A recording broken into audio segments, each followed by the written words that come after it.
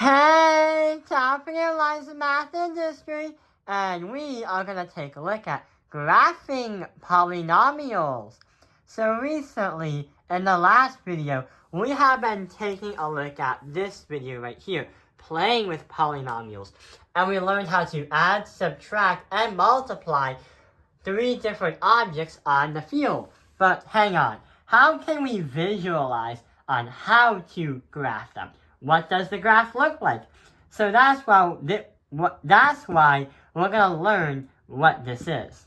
So, there's a problem right here. We have 1, 2, 3 of these things on the field.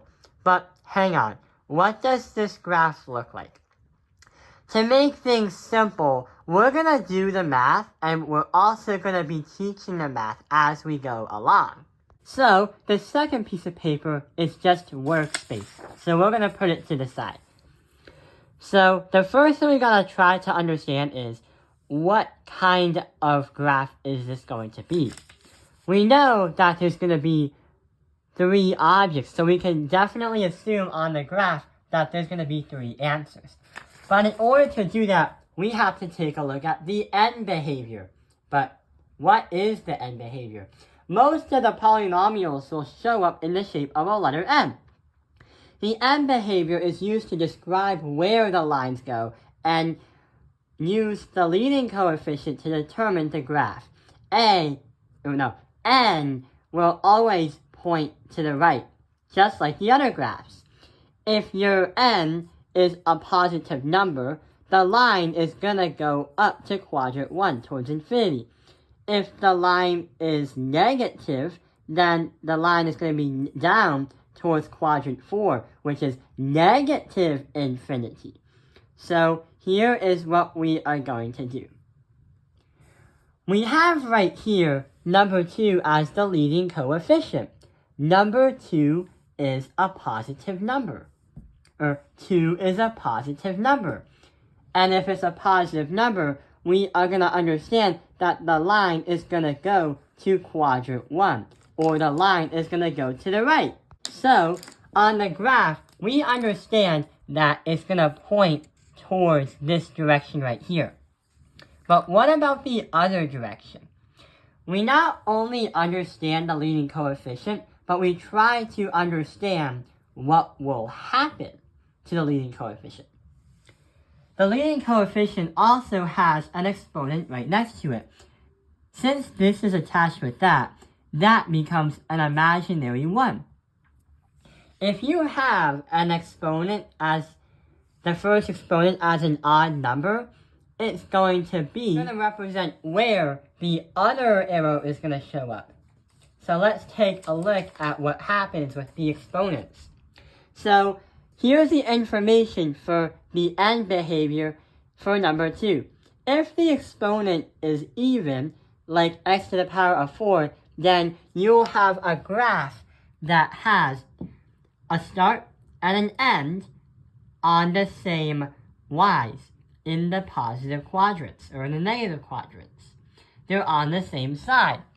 If you have exponents that are odds, like x to the power of 3, then the graph is going to be a bit different, and they're going to be on 2 different sides of the x's, or the y's. This is going to cross here to go to the other side. So if 1 is the first exponent, we are going to assume that the arrow is going to come down towards the opposite, not the same. If it was an even exponent, it would be the same. So those are where the line is going to go to and from.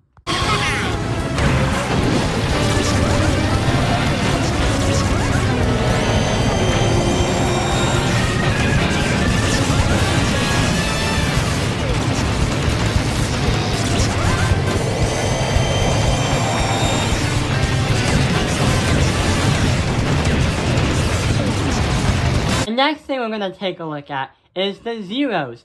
The zeros represent the x-intercepts in this polynomial.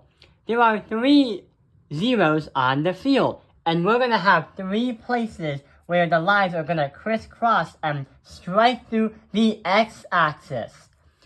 We call them zeros because x is always going to be a number and the y-coordinate is always going to be the number 0. What we're going to do is use the bottom problem as a worksheet for us. To find the zeros of any kind of graph or quadratic, what can we do? We try to put everything equal to 0, like we said earlier. A coordinate is always going to have like a number and a 0. That represents the x-intercept. So we're going to care about this, and that, and try to equal them to 0.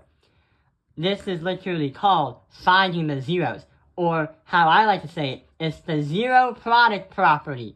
So x minus 2 equals 0, x plus 3 equals 0, and x plus x minus 4 equals 0.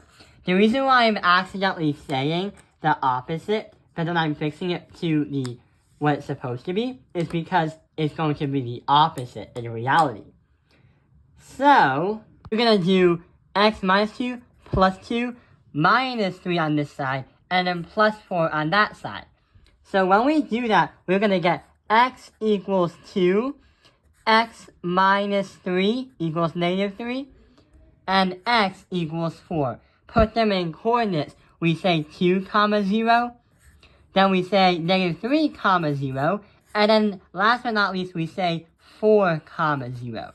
And now we can try to actually graph them onto the xy graph. So we're going to say 1, 2, 3, 4. And we're going to say 1, 2, 3, 4.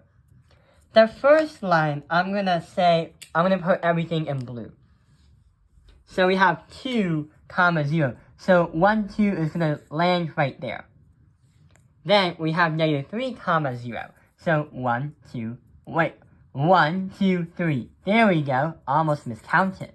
And the last one is 4 comma 0. So we're going to go right up here. We have 3 points that are going to slice the x-axis. But how are we going to understand what the image is going to look like? Well, what we have right here is arrows, where they're going to go to and from, and points, where it's going to crisscross the x-axis. What are we going to do? Yeah! We are definitely going to make that picture, or that letter M. So here's what's going to happen. We are going to say that from this arrow, we're going to point from the arrow to the first, because we're always going from left to right, just like you're reading a chapter book. We're going to go over like this, touch the y-intercept, and slice it down like that. We're going to free fall down.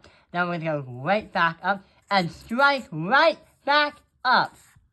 So yeah, we have our letter M. And that was actually the easier question that we're going to do. The next one is a little bit more difficult, but we're going to understand and learn why it's a bit more difficult. The picture will look different. So we have solved this one. So we understood what the graph is going to look like.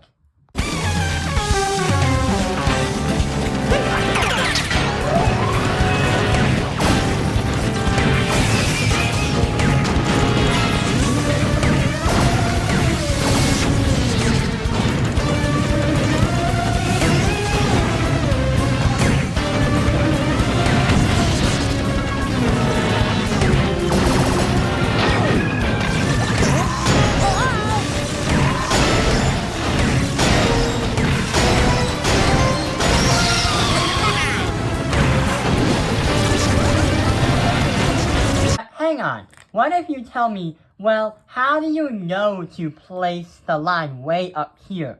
What happens if you place the line and turn it like here?